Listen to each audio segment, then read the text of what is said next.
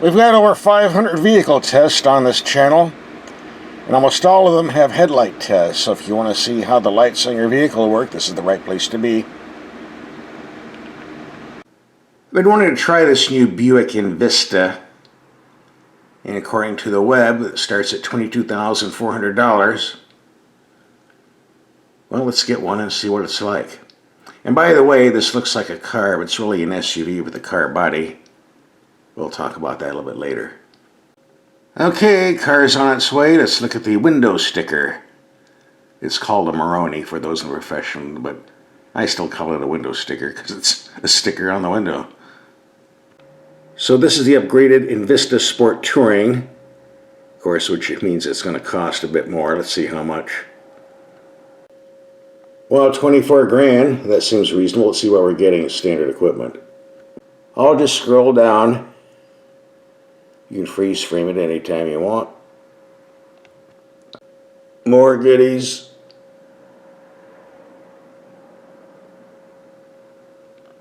More. Getting a lot of stuff here. But as always, options to jack the price up. Convenience package. We really don't need that, but the price doesn't seem too bad. On a Mercedes, it'd be like about 7 grand. Oh, we got to have a moonroof. Adaptive cruise control. I don't like that, but if you want it, here it is. Ooh, but wait, there's more. And they're charging us $4.95 for paint. Everyone's charging for paint now. What a gimmick. Mercedes started that fad some years ago. Last Mercedes I had, they charged $3,700 for white metallic paint, but you can get away with it. So here's the total tab. Not bad considering it's loaded up with about every fluffy thing you could think of. Ah, but where is it made? There is rumor going around that the Buicks are all made in China, but let's see if that's true. Alright, it is made in Korea, in a Korean factory by Korean workers. That would be the old GM / Daewoo plant. General Motors bought Daewoo some time ago, and now it's called GM Korea. And again, there's nothing wrong with that. Korean cars made in Korean factories, I found have better assembly quality than many Japanese cars made in non-Japanese factories. So I'm not complaining. Ah, but the engine's made in Mexico. Oh well. No crash test information available as of yet. And here's the clean fuel economy. If you can get it, we'll find out. We're going to rack up around 400 miles on this baby. So you don't have to. That's why you should watch my videos. We actually drive the vehicles, unlike some YouTubers who don't drive much at all. So here it is in the flesh, so to speak, and it is a nice looking vehicle, I think. Although paying extra for that paint, is it worth an extra $500? Good looking, but I don't think it costs $500 to spray it on, that's for sure. Yep, nice looking from the rear as well. As stated earlier, this is not a sedan, it's an SUV, as you might be able to tell by the elevated ride height. But it doesn't have an SUV body. They usually have squared rears for hauling lots of gear. This has the sloped gear like a car hatchback. These are usually called sport activity vehicles instead of sport utility vehicles, but they want to sell it as an SUV, so fine. And one of the first things we do when we get a vehicle is check and see what brand of tires we're getting, because a lot of car makers are putting junkers on to save money. These are Continentals. Surprising, being a Korean car, I figure we have some cheap Korean tires on, but Continental top of the line, no complaints there. And next thing we want to do is check and see if there's a spare tire. Yep, sure is. Now remember, this is the deluxe model. I don't know if the cheapy $24,000 version has a spare. And there is a lot of room under here to put other stuff. So we do have more storage space than listed on the spec sheet. And anytime we get a vehicle, we take it out in the dark and test the headlights and do a night drive. That's a separate video we already posted on YouTube.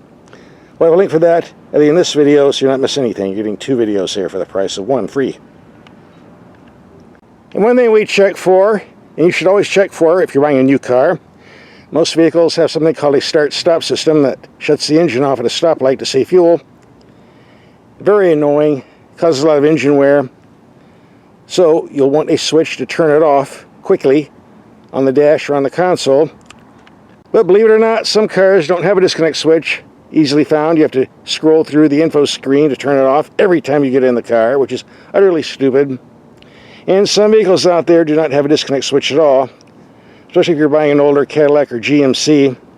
Can you imagine paying 70 grand for a Cadillac, getting it home and finding out you can't turn the start-stop system off? I would not be too happy. So let's take a look and see where the switch is. And here it is. Very convenient to find. Just press to turn the system off.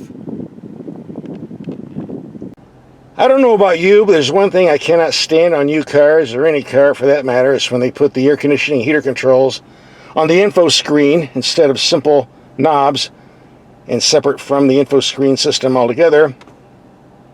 And here in this Buick Envista, yes, they got it right. Nothing on the info screen. All the controls are right here, separate hard controls to knobs and buttons. The way it's supposed to be, if you car makers would listen, this is what we want. Like this. Turn it on and off, set the temperature, fan speed, vent controls, on off. This is what we want, car people. Leave your comments in the comment section below. Tell me what you think. And since we're inside, the screen that operates the radio and other stuff, very easy to use, very simple. Nice large glove box. I'm not too thrilled about the gauge cluster. I prefer large dials, but I can live with this. Speedometer, tachometer. I'm not going to bitch about it. It functions. I prefer large round dials though. And we get a traditional stick shift. My big complaint is with the sun visors. They do not slide back and forth to block out the sun from the side windows. So in early morning, late afternoon, your face is getting baked from this opening here, left and right. This is BS. I mean, come on. How long has G been making cars? Why doesn't this slide back and forth? Come on, guys. Seriously. Well, I appreciate very simple headlight controls that we have here. This is automatic, so the lights and high beams and low beams will go on by itself, or you can put it manually by switching it over here.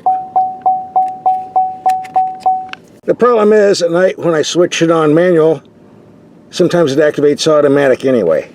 But I'm covering that in the night video, not here. Alright, let's see what we got under the hood. Oh no, it's not a V8. It is a 1.2 liter, which is 1200 cc's for us who know about motorcycles. Motorcycle size engine here, 3-cylinder, with a turbo putting out 137 horsepower.